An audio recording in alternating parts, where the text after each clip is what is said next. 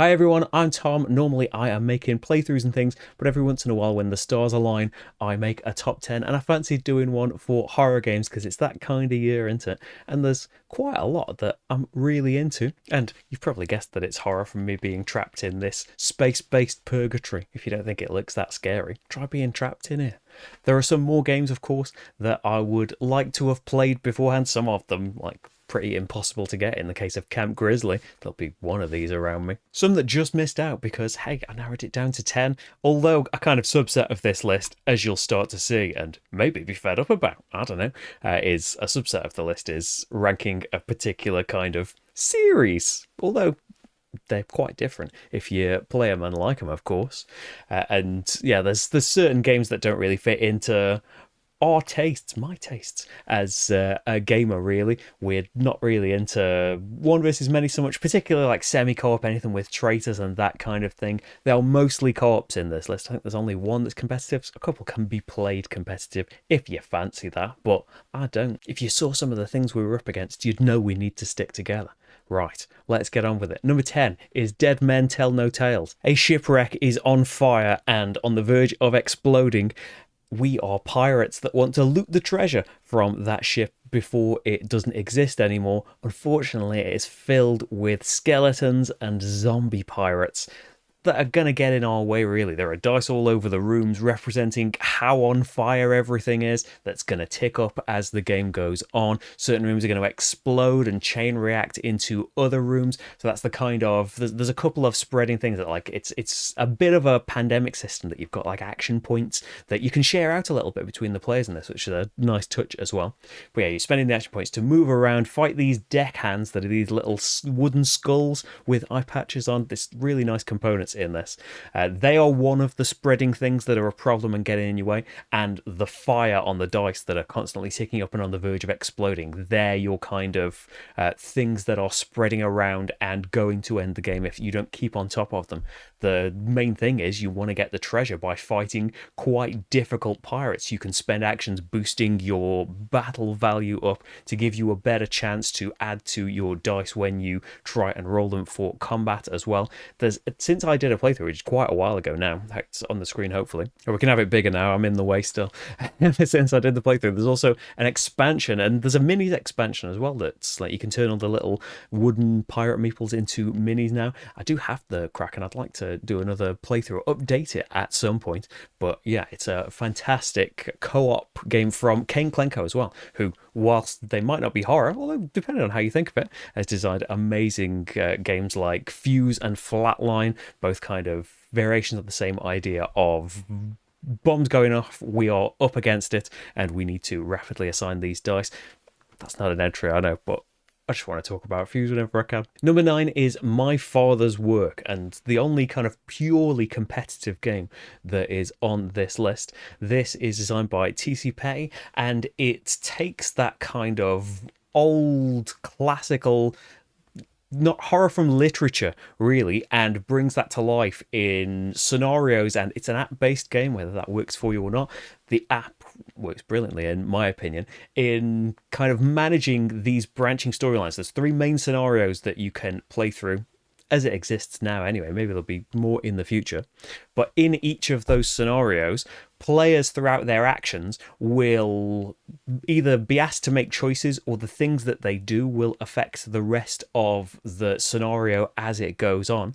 And you are basically descendants of mad scientists. You want to complete your father's work. You want to complete this masterwork experiment by the end of the game, and you play through generations of your family as a player, either eventually complete this masterwork, which is worth a load of points, or do other things, either scenario based or building things on the map. It's got a booklet that represents the map of your scenario that is going to evolve through the story that you play through and the choices that you have made. Having said I'm averse to a lot of kind of conflict based stuff, there is some of it that we've seen in My Father's Work. I've only seen 2 of the 3 scenarios, and I'm sure not many of the fantastic variations that exist throughout it all. But yeah, there has been a bit of negative interaction between the players that I'm not so fond of, and because it's a only multiplayer based game, because it's kind of hard to solo things, you've got to just imagine that you're 2 players. I've got some experience in that kind of matter, but even so, yeah, if because it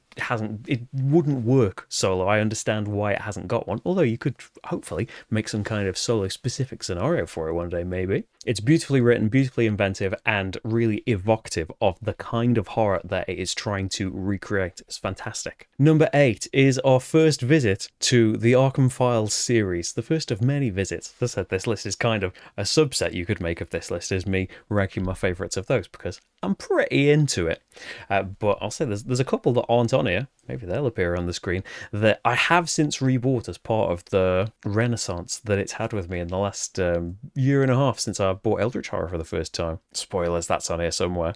But yeah, I haven't had a chance to replay Elder Sign or Final Hour yet. We'll see if I change my mind about... Well, Final Hour I don't think I was too fond of at the time, and Elder Sign I just haven't played for years and years. But this isn't about those. This is about Arkham Horror 3rd Edition, which at the time, I think you can go back and see my original playthrough and my original first impressions, I don't remember being that positive about. Now, since coming back to it in the last year or so, I am feeling a lot more fond of it, as you can see, it's on this list. But anyway, there is horror afoot in Arkham, as there usually tends to be. There is some kind of eldritch being being summoned into existence, manipulating gangs. Some kind of story is happening across the expansions that it's got so far, and Fantasy Flight make some more expansions for it. I know it's got a bit, but remember what you did with the other games? There was loads for them. It's got stories that you play through. It's kind of like it's using the kind of streets and actually being in Arkham, but it's using more of a story-based game that we'll talk about for the card game, that you are trying to do good things to advance the good part of the story, but if too many bad things happen, then the bad part of the story is going to advance and ultimately lead to us losing the game. It is still full of, loading you up with various items and spells and things to help you out, full of characters across all of the various iterations at this point, and encounters that, while they don't kind of provide the same kind of pinballing endless possibilities as some of the other games that we'll talk about, they still can provide a lot of difference between the games. And I really like that based on the scenario that you're playing, it shuffles cards into these encounter decks so that the clues we are finding actually relate to cards that we are investigating, some kind of bit of story that represents what these clues are that we are finding, and gives you something very specific to the particular scenario that you are playing, and adds a lot of flavour to each of them. Some of the scenarios have got a really nice harkening back to the granddaddy of many co-ops Pandemic, that you are putting these tokens out, and if too many kind of amass, you get anomalies in the various streets. So as well as trying to deal with the monsters that are pouring out, the story that is surrounding you, you're trying to gather up with these clues or whatever the specific instruction is that you are trying to carry out. But there are a lot of different ticking clocks throughout the various stories that you can play in there. As I said, I got the game back. I got expansions for the first time. That's kind of one of the regrets of some of these older first impressions that I've had for things. They were also based on games that didn't have any expansions at the time. And I think in the case of all of them, they're vastly improved by expansions. But yeah, I have it again. I have all of the expansions for the first time. I've had some fantastic times with it. As effective as it can be at telling these different stories and using like the clue and doom thing of the card game in a very effective way for the board game, it can be at the same time constrained by those stories and hasn't led to as many kind of, I know we're talking about horror here, but funny, memorable moments as some of the others that we'll talk about in later entries. Number 7, and I feel like a bit of a cheat for doing this because I've not had it that long, but I've enjoyed it that much. Number 7 is Cthulhu Death May Die. This is, on a thematic sense, we're in the same kind of area here, but this is different publisher. We aren't using those characters and all of that stuff, and it's a different kind of game. There are still some encountery things to think about. There's still a bit of that, but the main kind of element is empowering you through madness to be a lot more effective at fighting and things. We're put in various scenarios. So in the base box, there are 6 different episodes that will use different combinations of monsters, different specific mechanics for each of those episodes, and you will be up against one of the 2 elder ones that come in the base box. So even if you replay the same scenario, you can play it with different characters, you can play it with a different elder one that's going to mix, the Mythos deck combines the episode and the elder one. The monsters that are presented to you are a mix of those 2 things as well. well. Through its discovery decks and the theme of the scenario, it's very effective at coming across with a story with not really that much to encounter. You'll get one of those a turn if you're lucky, if you're in a place with no enemies. But one of the main things that it's about is chucking a lot of dice and having a lot of fights. There are enemies being thrown at you a lot to try and, well, get in your way, really, of disrupting a ritual. There'll be a different ritual in each of the episodes that you are trying to stop, and doing that or procrastinating too long will cause the particular Elder One you're playing against to be summoned. And the aim of the game is to kill that Elder One. So you are trying to manage the number of enemies that are being thrown at you, various things throughout the scenario, such as things being on fire a lot and really getting in your way, and try to survive and actually take down the Elder One. So that's like a big shift between the other, Eldritch-based games we'll talk about, because, these are Elder Gods that we as puny people don't have a chance against at all. We are usually trying to stop them waking up or stop people from summoning them. Here, that's going to happen no matter what. We need to stop them summoning them enough to give them the power to take over the world, but while they are summoned in hopefully a kind of weakened state, we are kind of mowing them down with guns and fireballs and stuff. It's got beautiful minis, a lovely artwork throughout, really, and very evocative of the just kind of horrific side of Cthulhu, at the same time empowering you. As I said, like, you're getting power through madness, that you start out kind of weak. You will accumulate companions and items and stuff through that discovery deck, through investigating things. But the thing that's spurring you on as well is, as well as taking damage and stuff, you are taking sanity damage, as you do in a lot of these games, but the sanity track has these various stops. Your character will have a particular affliction that will affect them every time they get to this stop, but it's when that's also when they get to level up their abilities and eventually start rolling more and more dice. So in a really exciting and effective way, the closer you are to insanity, the more powerful you get. So there's a lovely balancing act that always results in a beautiful crescendo at the end of trying to defeat this Elder One as things come down to the wire, either between the monsters doing too much damage and obliterating everyone, or through your attempts to control and destroy all of this stuff, you drive yourselves insane. It's fantastic. There's a playthrough coming up very soon on the channel for it. Cthulhu Death May Die. Number 6 is Mansions of Madness 2nd Edition, which is one of the very first things I ever did on this channel, actually. It's since been expanded a lot. And like Arkham 3rd Edition, does a lot more as you would expect. It kind of merges settings and things, but does some really interesting things like scenarios on a moving train and stuff. That's, just to say that my opinion of the original release has changed a lot, both with time and with expansions, really. In Mansions of Madness, we are put into some kind of mysterious place. I would say it's generally mansions, but like I say, it has been moving trains, it has been luxury boats, but we are put into some kind of surrounding with a scenario chosen from the app. That your scenario count is increased based on the expansions that you have. There's, I think, 3 scenarios that are available to buy. They do go on sale a lot if they seem pricey at the time, but you pick a scenario, you pick some characters, again expanded throughout various things, and the app guides you through a game. So there's physical tiles out here, there are minis for the monsters and stuff, there's a load of dice chucking to satisfy tests to fight these monsters, which, to be fair, are satisfied through tests. We explore and interact with the environment, often trying to work out what the aim of the scenario is, what is going to result in our success. We don't really know. There's, at this point, a ton of stuff to try, both in the scenarios, but also you can go back to scenarios, as I did with like the very first scenario in the game. Once I'd added some expansions to it in the app,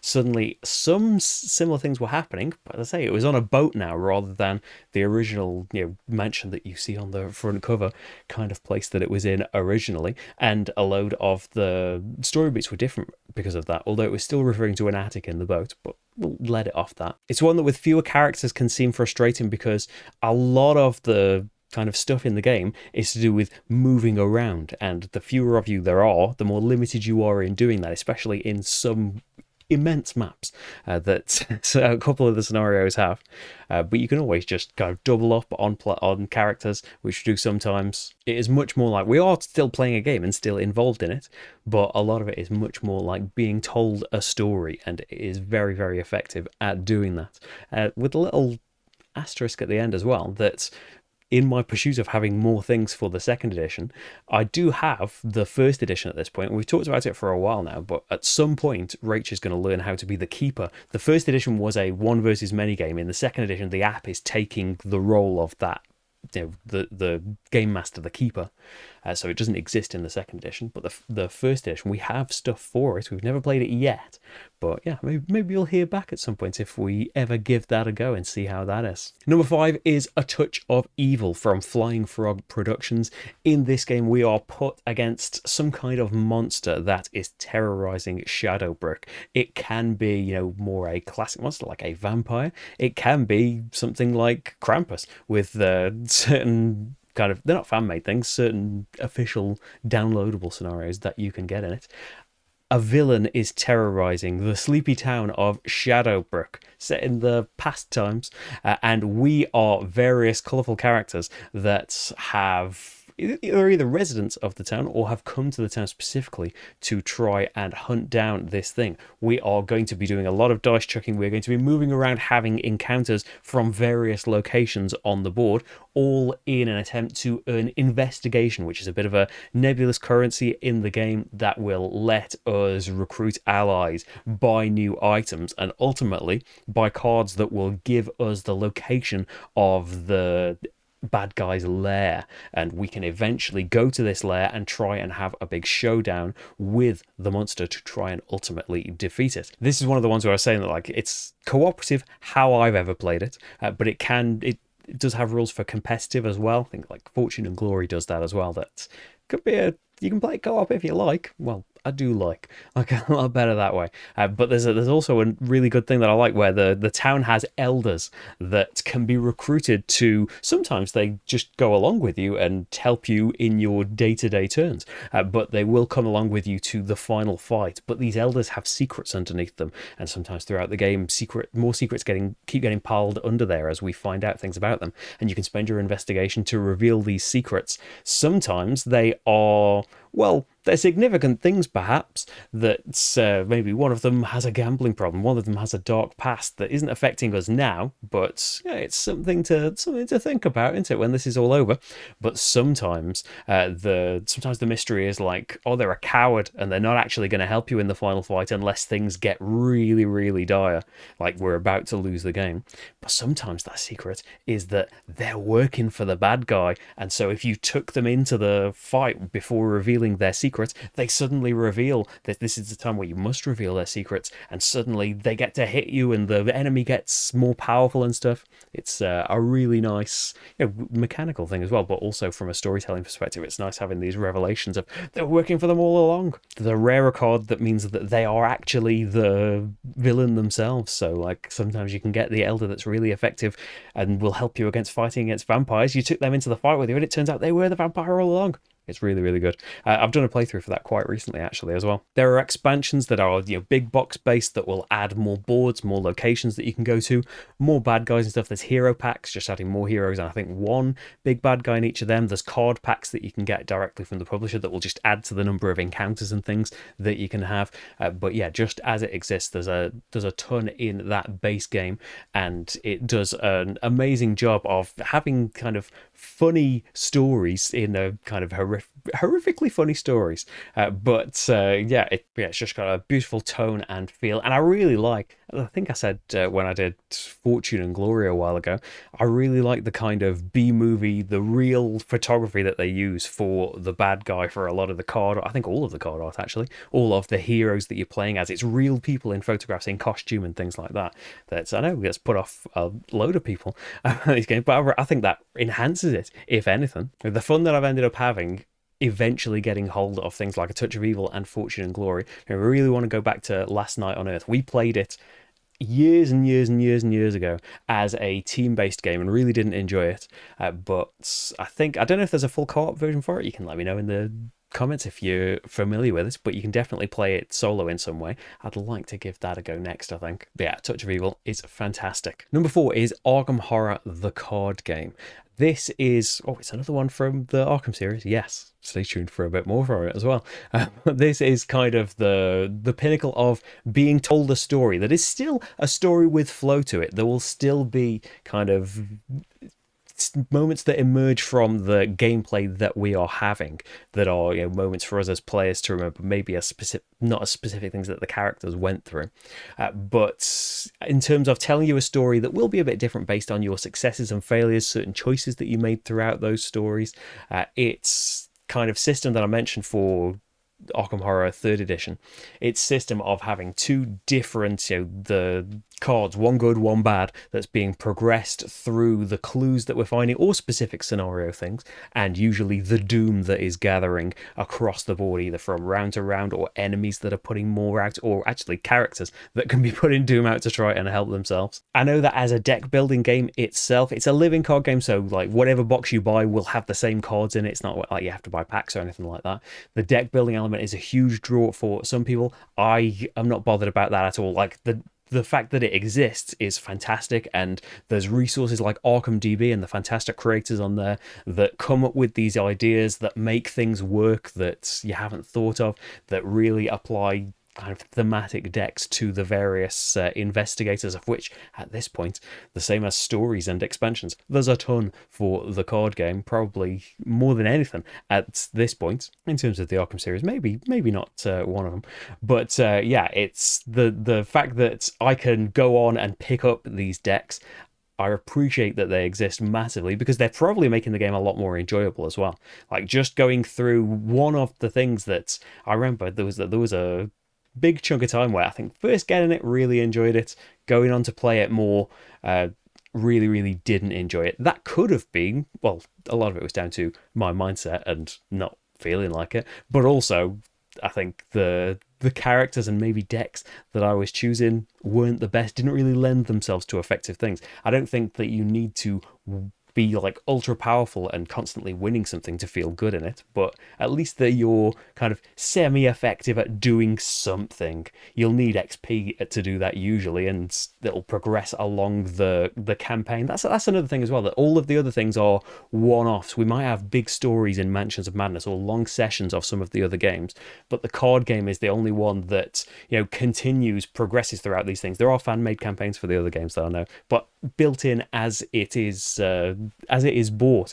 there is an ongoing story through the particular expansion that you are playing. Your successes and failures will make a difference in that story and how it progresses, and especially some of the more recent entries. Like, there's a load of the earlier ones that I have and haven't played through yet, but the most recent ones, Edge of the Earth and the Scarlet Keys, so they stopped releasing them piecemeal and released them as big boxes now in one great big go, and doing that has enabled them to do kind of bigger scenarios, kind of ongoing multi-part scenarios in terms of Edge of the Earth, Antarctic expedition, and in the Scarlet Keys, the newest one, you are globetrotting on a map. There's a ton of story in it, which I know people have had their good and bad parts about. I really enjoyed the kind of strange freedom that it gave us, the differences that there can be in the scenarios depending at what point in the campaign you decided to choose them, or what else you have uncovered in the campaign that might unlock more secret scenarios for you or give you extra things in them. Yeah, some of that works absolutely beautifully. Something I used to despise about the game, which you can probably go back to my first impressions that I probably don't agree with much at all anymore. The chaos bag, which, yeah, the fact that the failure is always in there no matter what you commit to it. Yeah, it still cannot be the best. It still can lead to some kind of infuriating situations, especially if it just comes out repeatedly when you've already spent all of your stuff. That's the kind of thing, like committing all of the stuff to something and then something coming out saying that you can't have it. I know, like, for balance purposes or gameplay purposes, it does work, and hey, it's high up in this list. I do love the card game, but yeah, it's sometimes just frustrating. But most of the time, I am invested in an interesting, engaging, well-written story. I am playing a character that I enjoy and has got like an interesting deck, some kind of interesting hook that I want to play around with. Like, I've been Charlie Kane amassing massive amounts of allies and just using all of them to do my bidding and try and succeed at everything. The photographer, is it Daryl? Taking photographs and leaving evidence all behind. That's the one I played through for Scarlet Keys, I think, actually, that can use that evidence on a load of cards, powering them up.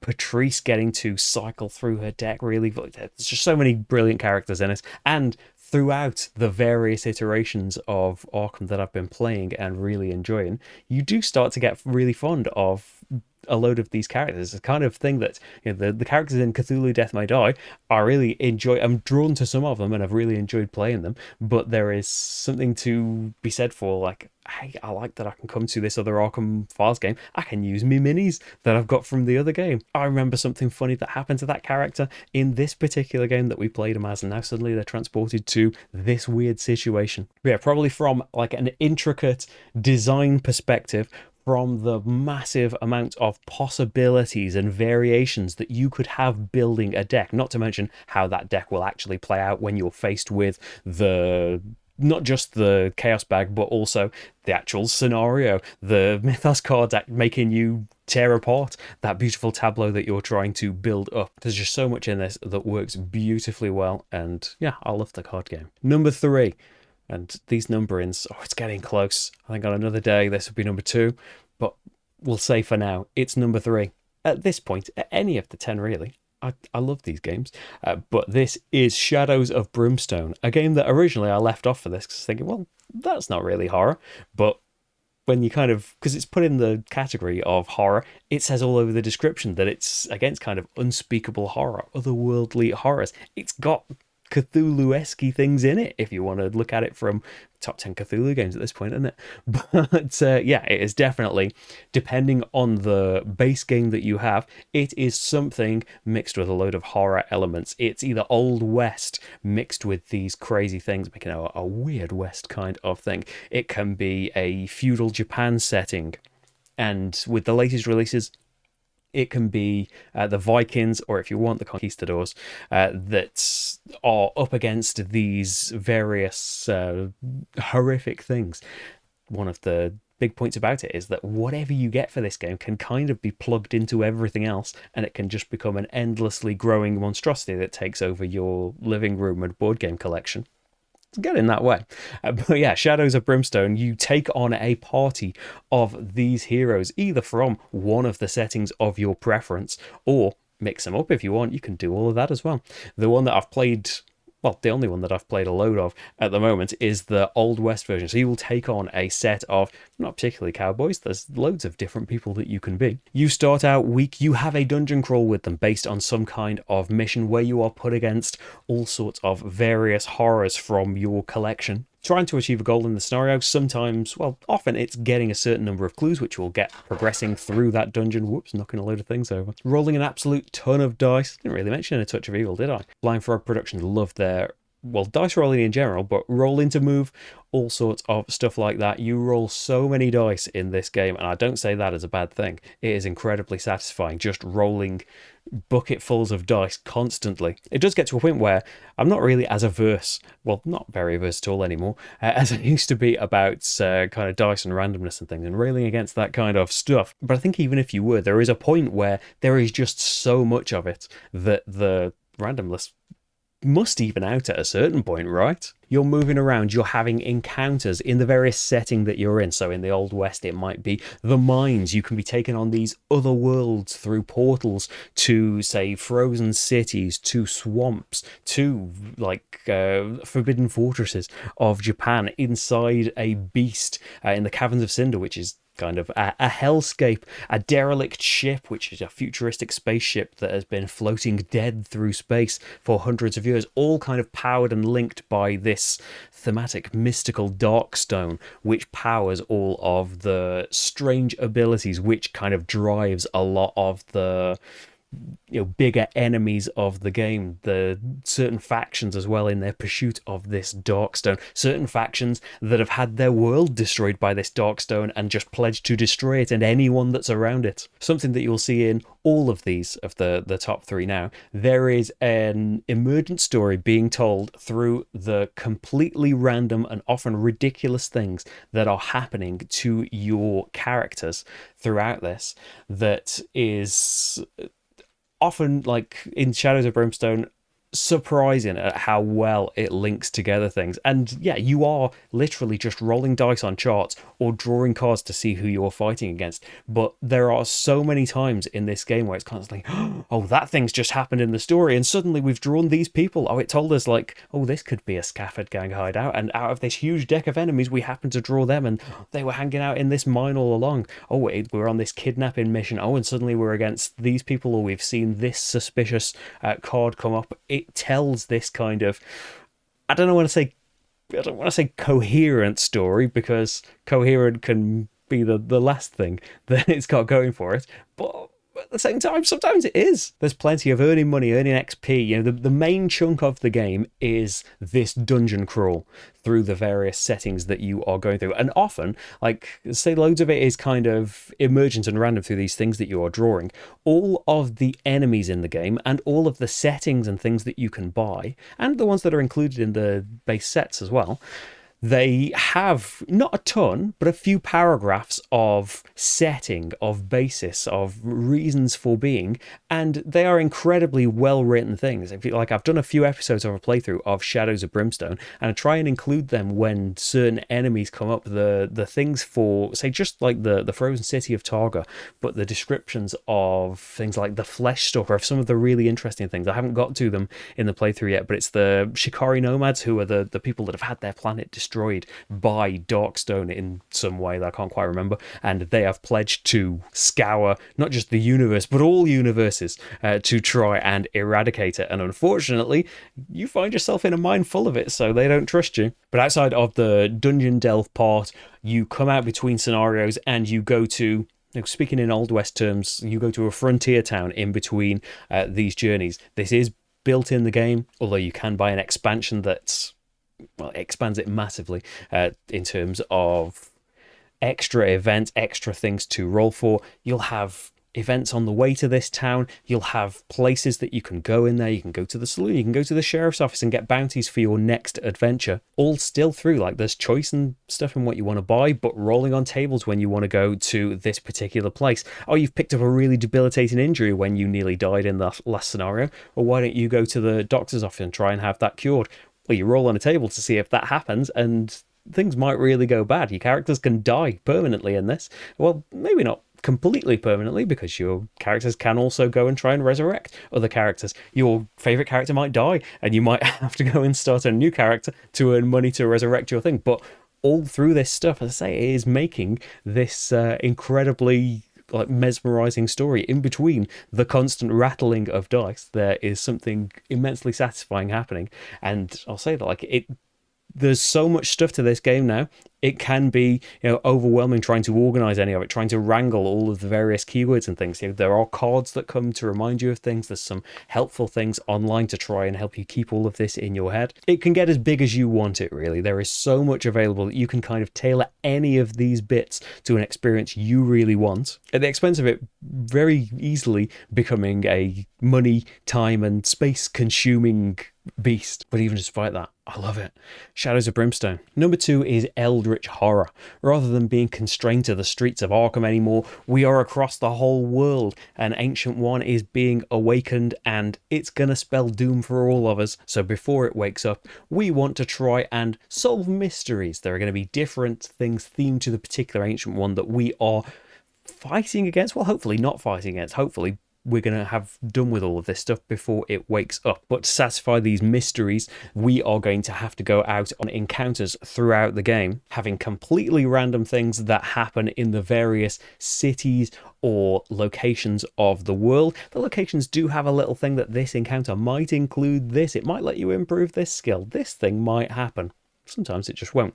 But also clues strewn throughout the world that will give you an encounter specific to that Ancient One that you are fighting against. Some of the Ancient Ones have more specific decks to them as well that you might need to puzzle through to satisfy one of their mysteries. This keeps that core of, we are this extensive cast of investigators.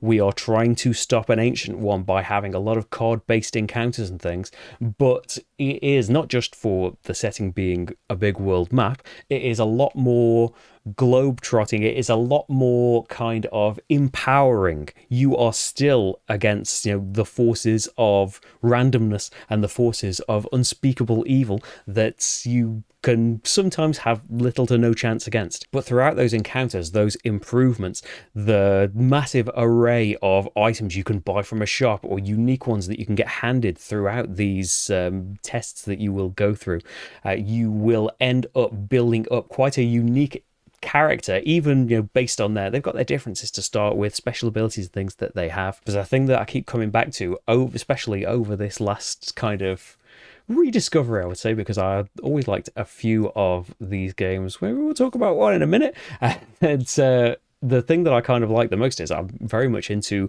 cooperative games. I'm very much into story-based games, and there's some on this list that have got some fantastic pre-written stories that I've loved playing a lot.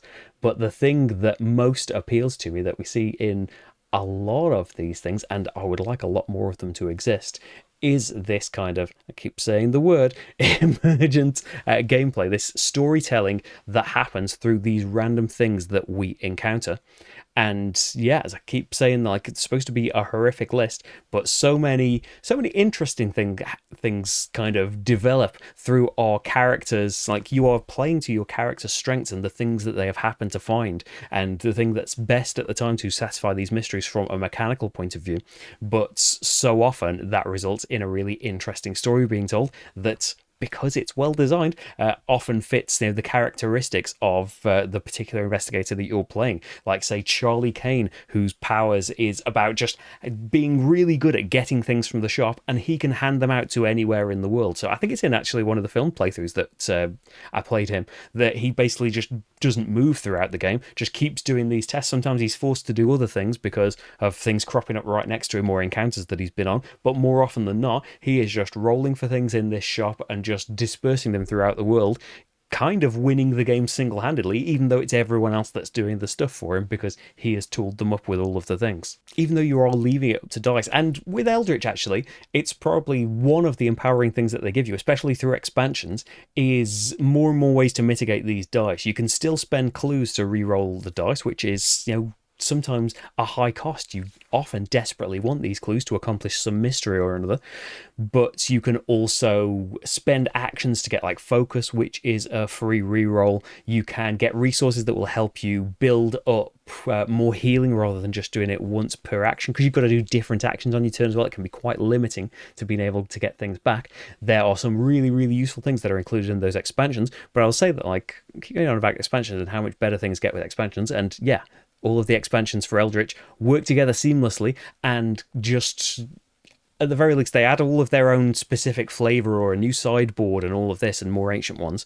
But just the fact that they are making the decks bigger and more varied is a massive plus for them. But at the same time, you can incorporate, and I would encourage you, like, if you just want to give Eldritch Horror a go, and I would say, like, with pretty much any game, if you just want to have a go, hey, the base game has still got a load of stuff in it, it's still fantastic. You can incorporate those extra actions into it as well. There's loads of player aids on Board Game Geek that just have you on that. You just spend an action to use anything as a focus token, and it's an extra reroll. It can improve your success rate a lot, and you're still having to spend actions. You're still having to not do something else more useful to actually get those things. But yeah, it's an extra little addition that was put in later. I love the various flavors of the particular ancient ones that you are battling against, which is helped by those specific decks that you are using for each of them. I like that sometimes we are instructed by the particular ancient one that we are fighting to include one of the sideboards. You can go to the Dreamlands, you can go to Antarctica, you can go to Egypt, but also there are prelude cards included in a load of expansions as well that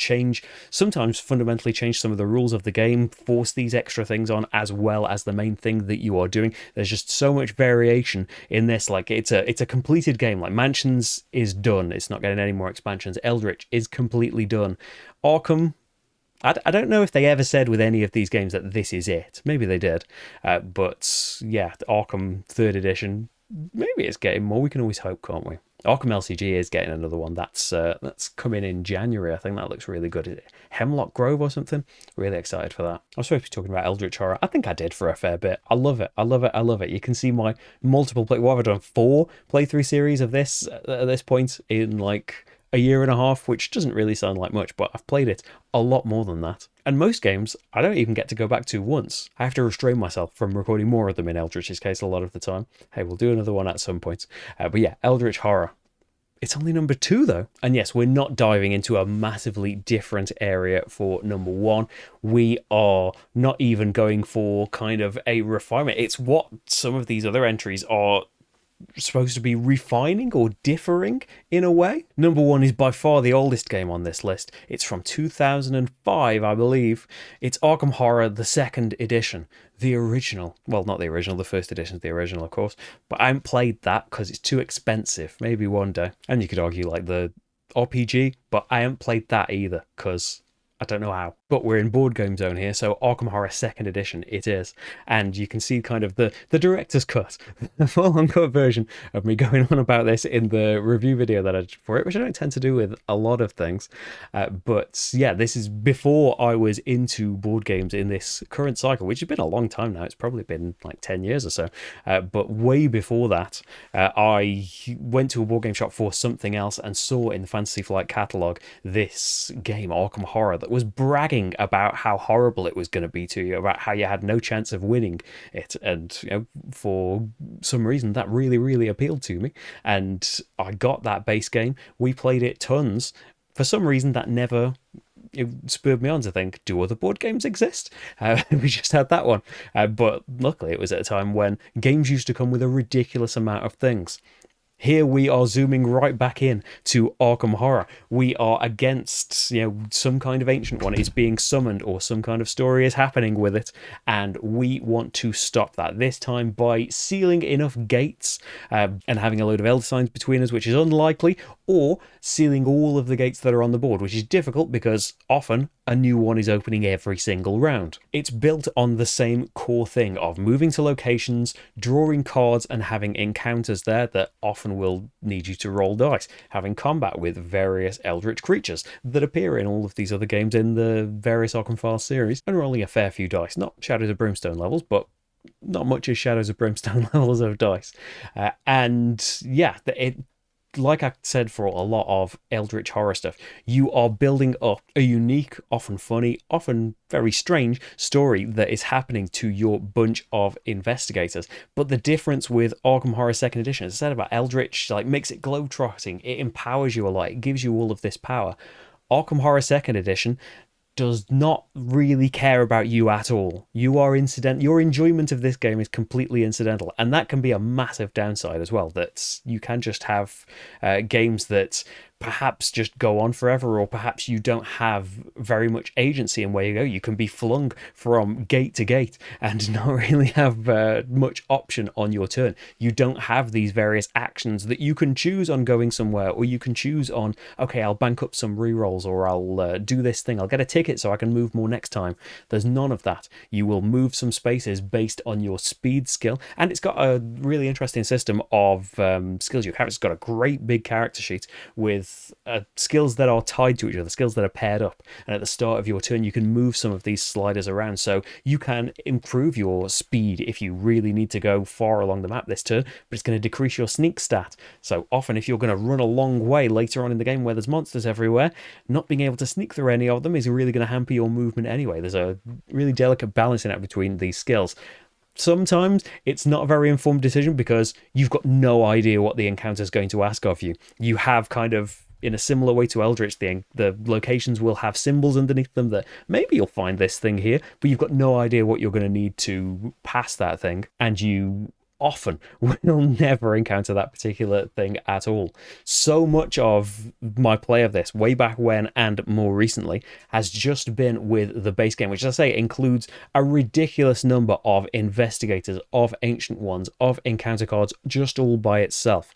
It got a ridiculous number of expansions that, by now, I think the base game still comes up very regularly at pretty low prices. The expansions, I can't say that about at all. Some are ridiculously priced and hard to get hold of. But as I have started incorporating those in as well, they do add, they don't work together like Eldritch at all. They can really muddy things, and they could just make it wild. I suppose if you just mixed everything in, they would certainly make the encounters wild, but making a particular feeling of the thing you want to play against, I think it's just recommended. I'm trying to learn all of this stuff. It's recommended like mix a couple of things in at a time. So with some of my favorite stuff like the King in Yellow expansion, having loads of the encounters be related to that, and as the King in Yellow gets more powerful, these blights start getting put across Arkham, which are these debilitating things that are going to make the normal things of the game a lot more harder for you. You're racing against time.